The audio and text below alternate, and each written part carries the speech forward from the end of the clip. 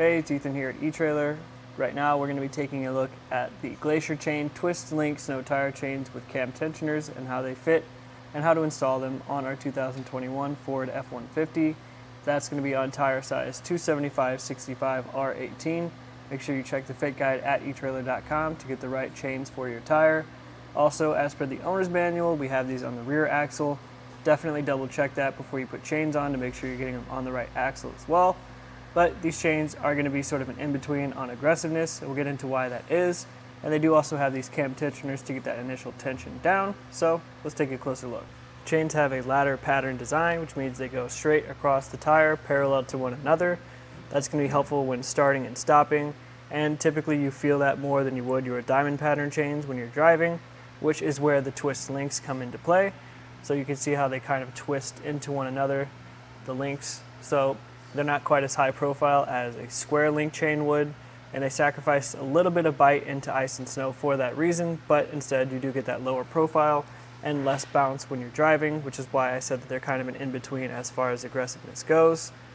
The links are also going to be made out of a low carbon steel material, which isn't going to hold up quite as long and won't be quite as resistant to rust and corrosion as a manganese or just any sort of alloy would.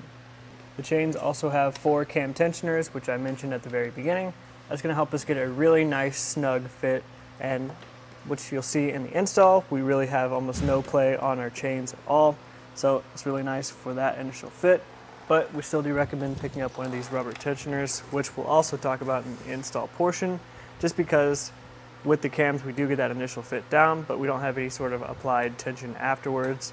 So it's definitely a good idea to pick one of these up to keep things secure. And the chains do come 2 to a set in this pretty lightweight sort of canvasy bag material. It does have a plastic liner on the inside, but these cams, or these chains rather, do have a bunch of points and they start to poke through pretty quickly. So if you get these, I'd recommend upgrading to something larger and more robust to keep them in. And you can also keep them oiled or lubricated in the off season when you're not using them. As far as that install portion goes, you do have to get down and around on the backside of your tire or roll onto the chains. So it's not the most straightforward process in the world, and we definitely recommend trying it out in your garage or somewhere beforehand so you know how to figure that out before you're stranded. But if you do need a little bit of help doing that, we'll walk you through that process right now. First thing we want to do is lay the chains out flat. We want to make sure that nothing is twisted or tangled. In the case of these chains, we want to make sure the cams are on the side facing us and that they're not already turned. So we've turned this one on purpose just to show you what that would look like. Make sure that it's in the out position. That way it's not going to mess the fitment up of our chains. And then we want to make sure that everything's facing the right way. We do that by looking at this hoop at the end of each set of links. We want to make sure that this flat side here is the side that's going to make contact with our tire. We just don't want these hooks on the other end making contact with the tread. So if we have them the way we do right now, we're good to go. Now taking the time to center the chains up is going to help when we grab the back of the middle where they intersect here and drape our chains over the tire.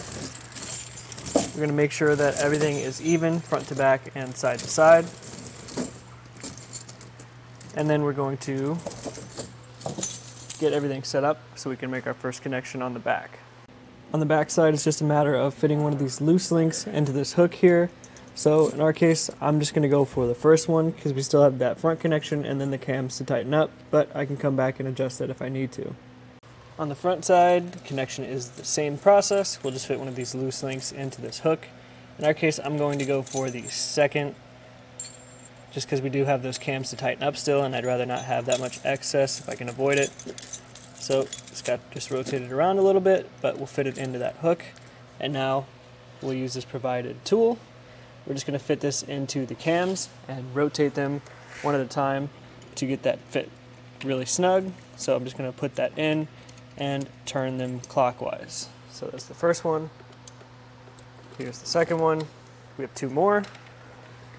So it's starting to get pretty snug here, but we'll still try to get that 4th one. And it looks like we'll be able to. And now with all those cams, you can see there's almost no slack on these chains at all. Finally, we do have a nice snug fit now with the cams, but as you drive, things tend to shift around. This is why we recommend picking up one of these rubber tensioners. Just putting it on hook side out, similar to how you would put a tire on or take it off in sort of a star-shaped pattern. Like I mentioned, once we start moving, the chains are going to shift as you start bumping along. This is just going to be sort of a secondary line of defense to try to keep things secure and tensioned as you move. Once you have all your cams tightened and the tensioner in place, make sure you repeat this process for your passenger side tire. Roll forward and backwards just a few times to make sure everything stays in place and that it's secure, and then you're ready to hit the road. So if you live in an area where you get a good amount of snow and ice, but you don't want necessarily quite as high a profile as those square links, and you don't want to downgrade to something that's going to be even more low profile, like a diamond pattern with some smaller square links, these are going to be a great in-between for you to still allow you to get that bite without having such a bumpy ride. That being said, if you do need more aggressive chains, I would recommend stepping up to those square links or even some with V-bars if you need that. Or if you don't need such an aggressive chain and you want something easier to install, you can check out some of those diamond pattern options. We have tons of videos and product pages for those at etrailer.com.